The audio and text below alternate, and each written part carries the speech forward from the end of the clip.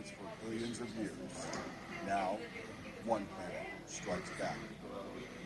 For the first time in our planet's history, NASA will test an asteroid deflection technique. It's the first planetary defense method of its kind. NASA's double asteroid redirection test will intentionally ram itself into an asteroid and alter its orbit forever. At the crossroads of science fiction and reality, DART is part of our plan to defend planet Earth against potential future impacts.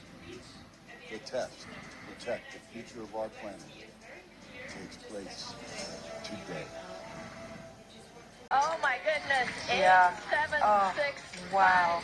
5, 4, 3, 2, 1. Oh my gosh. Oh wow. Awaiting visual confirmation.